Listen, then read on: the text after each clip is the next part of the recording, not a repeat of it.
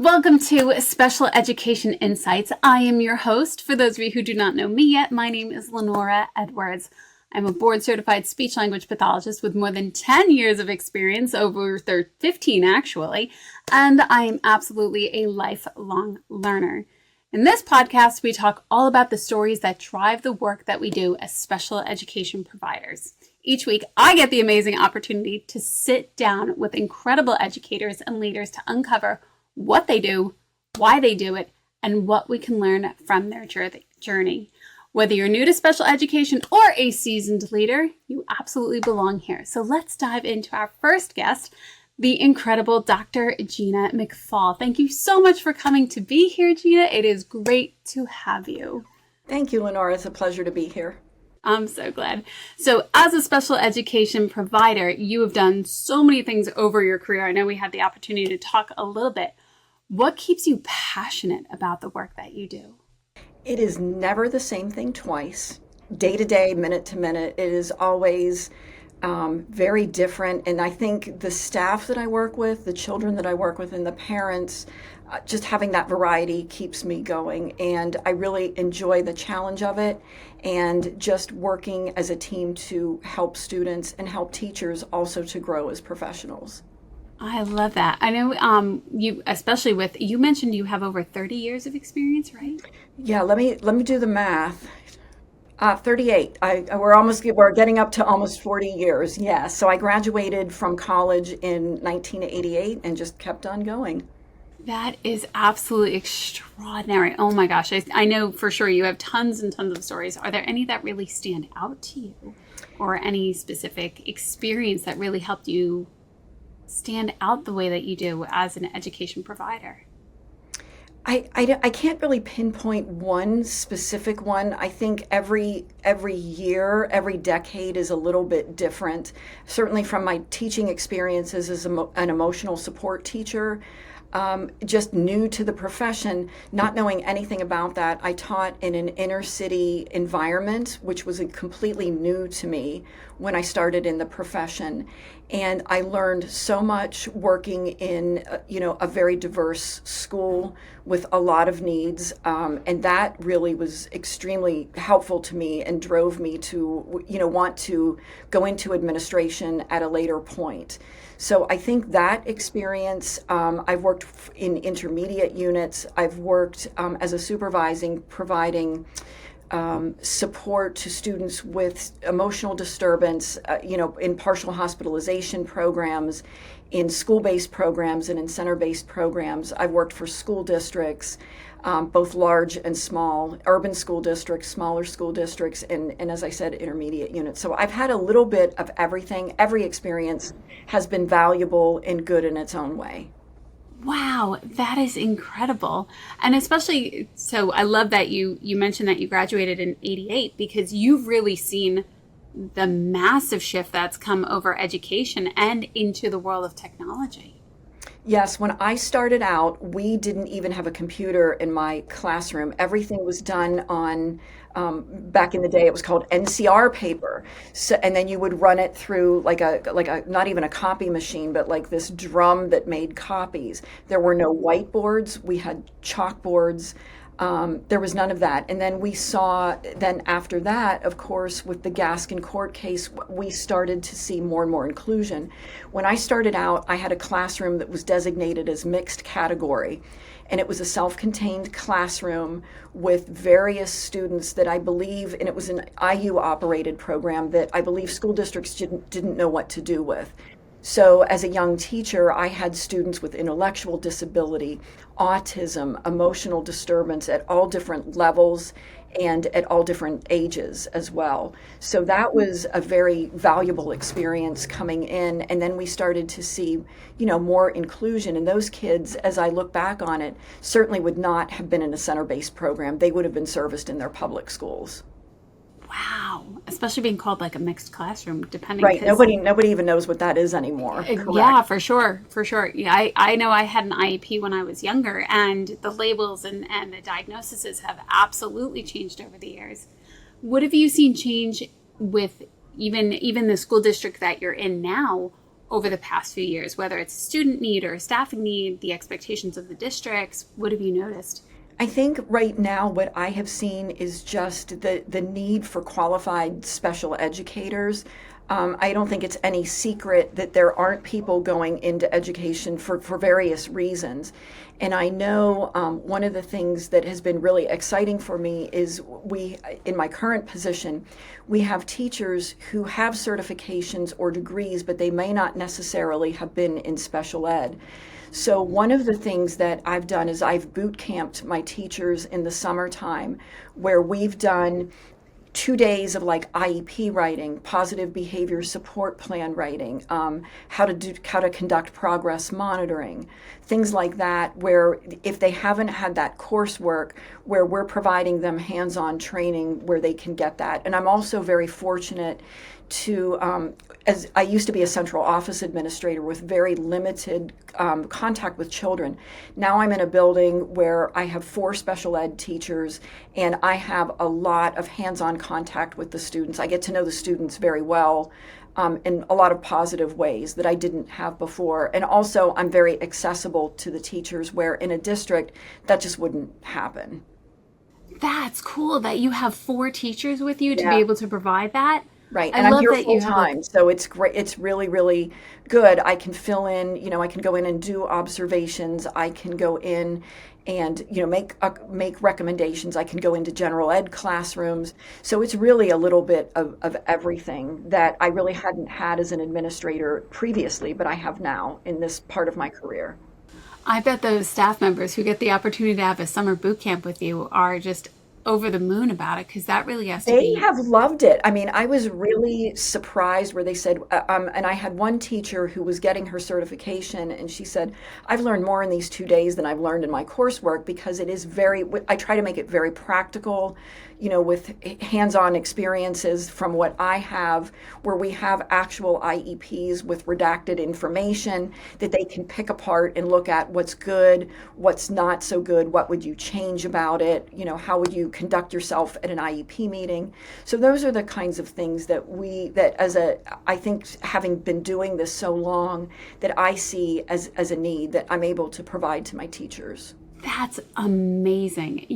I have no doubt that you are a wealth of knowledge for these other teachers, especially the newer ones that are coming in. Because, we have new graduates into school and in schools, and they don't know necessarily all the ins and outs that they're coming into. And I have no doubt that you provide completely priceless insights for them. Well, my teachers are amazing, and I can say what I've given to them, they've taken and run with. And I'm really proud of the work that they've done with their IEPs and their positive behavior support plans, just learning this. And they will take suggestions and run with them. And I look over all of the IEPs, so when a teacher has a question, they'll say, oh, I'm not sure if I did this correctly. Can you take a look at it? And I'm also very fortunate to have a wonderful full-time school psychologist here who has a reading specialist degree. So I lean heavily on her when we're looking at research-based reading and math programs. She was also a special ed teacher at one time. So she's my unicorn, and we work very closely together to, provide support to our teachers. So we love it. We think it's fun and it's challenging, and we have a great staff to work with. That's amazing. Oh my goodness. When you guys do experience challenges, especially because I know things in the education, it can kind of feel like we're managing fires. Mm-hmm. What are the challenges when the challenges that arise, what type of approach do you have for leading your team and keeping your morale strong? Because I know that's always a Well, big. we have in my school right now, and I think this is true in a lot of schools where I've been, it's an all hands on deck approach. So myself, our building assistant principals, we will fill in, like in the morning, I might get a call, a para's not here, can you get so-and-so off of a bus? Can you fill in so I'm on playground duty, I will kick these high heels off, I will go out on the playground. We do any kind of so we'll do restorative circles if we have students that there may have been a discipline infraction, so they'll come up and we'll do like a restorative circle. It's not like a detention per se, but we call it lunch, recess, reteach, where the students will come up, we'll do restorative circles. So the biggest challenge is sometimes just getting to all of the things that you need to get to. So like, for example, today, we have a couple of students that are struggling, and I went in and did observations in general ed classrooms to give some suggestions to the gen ed teachers about some things that could be put into place that were very simple. But, again, if you're not in special ed, sometimes the most simple things you may not even be aware of.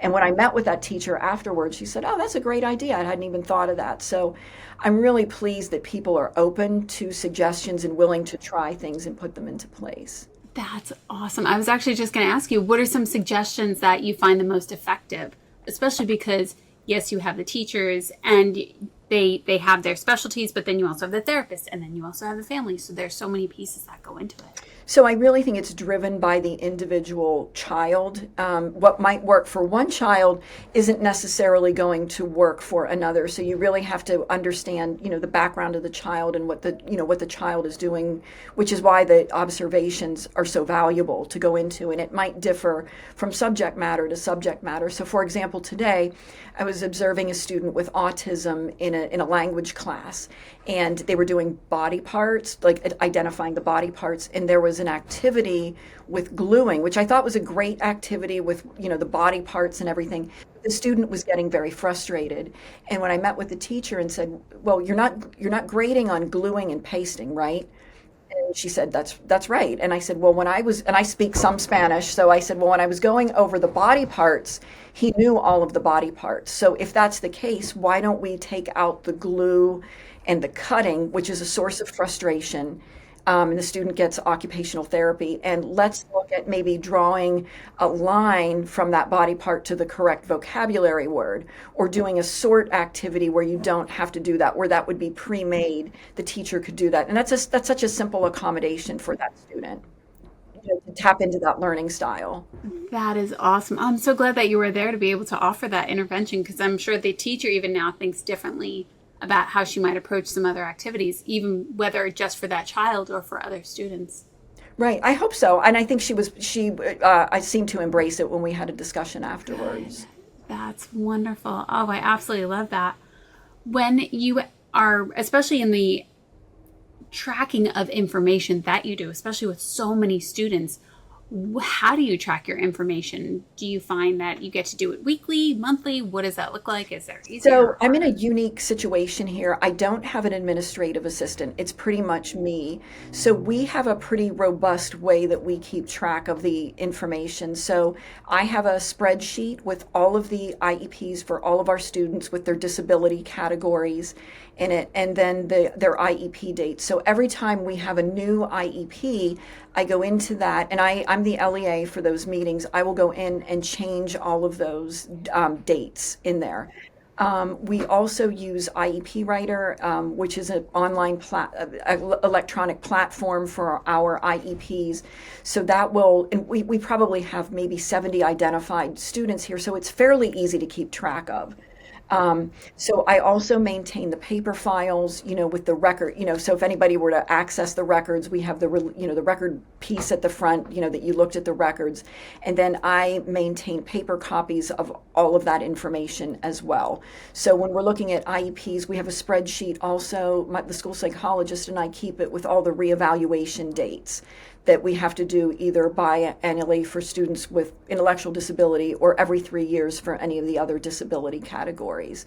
So we keep that together. I'm trying to think of what else we have. I mean, it's fairly, because it is so small here, and because we have many people accessing those databases at the same time, we're able to keep pretty close track of that. I'm also in charge of 504 plans and the IEP. So as soon as an IEP is done, I push that out to the teachers so that they have that. And then the teachers, my case managers, also do what's called an at a glance, which rather than putting the whole IEP out there, they will simply take the adaptations and accommodations from the IEP and they'll push that out to the teachers. So it's at a glance as it's named, so that the teachers can look right out that and determine what accommodations and modifications need to be made on the spot. That is awesome. Oh my goodness. Do you find that there are any tools or processes that have really made a difference in reducing the admin work? And especially, I know we can go all the way back to the time of paperwork, which is the literal paperwork that we used to do. Was there anything that was really effective in reducing the workload that you had or in improving the efficiency of your staff? I'm still waiting for the Paperwork Reduction Act to come through. I keep seeing that it never comes through. And I think that's one of the challenging things with special education is really keeping track of the paperwork. I have an in and out process with my teachers. So at the end of an IEP meeting, they have to turn into me the invitation, the IEP, and the NORAP. And I will not take it until all of that is submitted together because everything has to be submitted out. You know what I mean? There's too much to lose track of. So they know to submit that. I go through it, and then if there are corrections, I simply will return that. And sometimes it's not even anything major. It might be a date that's not correct. They will get that back. I do review all of the IEPs when they come in. So that I think is cumbersome. I don't think anything has really changed that other than the electron. Like we have IEP writer. When I wrote IEPs, they were written out by hand or they were typed on a typewriter back, many, many years ago. So that has been very helpful to share information and to go on to the system and just assign the teachers different roles in the system to either do evaluations or be contributors or actual case managers in the IEP. Yeah, definitely. I do remember typewriters. They were a very good time. Yeah, Kind they of miss were a good little time, click, weren't click, they? click sometimes. Right. If you could redesign any part of the special education operations or your policies, what would you change first and why? Wow, I think of that a lot, and I realize that a lot of the things are in place because of some of the things that have happened, the sins that have happened in the past. So although the paperwork is cumbersome, I do understand why it is there. It's a protection for the student, it is a protection for the teachers, and it's a protection for the parents as well. So I don't know necessarily that I would redesign anything. I don't know what I would replace it with. I guess I should say that. I understand why it's in place. I understand when students are evaluated that there are very specific criteria that they have to meet. They have to be eligible and in need. We cannot make them qualify. And that's sometimes a blow to gen ed teachers and parents. Just because they're evaluated doesn't mean they're going to qualify. Just because a child struggles doesn't mean they're going to qualify for special education. And that's, I think, sometimes difficult for people to understand. Your child struggles, but they don't struggle to the point of needing an IEP because they don't both prongs of the definition, the federal definition. Yeah, absolutely. And I've also worked with families to explain that fine line because there is a fine Right. line and it's one that we do have to be careful of. I completely agree with you. Yeah. If there were any words of wisdom that you had for other special education leaders that are listening, or a lesson or a guiding light that really carried you through, what might that be? I think it's the act of compromise. I mean, I think the whole IEP process is intended to be a team process. And I think most of the time it does work, but I've also seen times where people dig their heels in, whether it's teachers, administrators, or parents. And there have been times where you think, am I going to go to a due process hearing over 15 minutes of extra speech time? And I think there are ways that we can work through some of those situations, and it becomes a trust issue sometimes. A parent sometimes, when a child makes progress, they see it as something being taken away. And I think it's really our job to educate them and say, like, okay, they have met their speech goals. Let's work with this a little while longer. And if they continue to make progress, would you be open to a reduction of service or perhaps even going through an evaluation, a reeval process to see if they no longer qualify? So I think it's those pieces that I would say just have an open mind to compromise. Don't dig your heels in.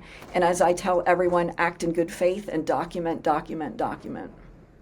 I love that, act in good faith and document. I feel like that should you could almost do that on a t-shirt. I feel like we should be open to compromise and act in good faith and document. Documentation is so important. What we do and what I have done in my school districts is we have an IEP meeting, and I have a sheet that we use. It's just called a team meeting sheet. And I tell people, I can't remember what I had for lunch yesterday. I am not going to remember a month from now what the content of that meeting is. So we make it our practice that when you have a meeting that it is memorialized. And what I do is I go through that. I generally am the one that will facilitate the meeting. I'll take the notes. I read the notes. Is everybody in agreement with that? And if I haven't taken it down right, I will correct it. And then I immediately send out that information. Everybody gets a copy at the end of it. So that has been very helpful. Oh, yeah. That has been extraordinarily powerful. I do not doubt that. That is a great, also just practice.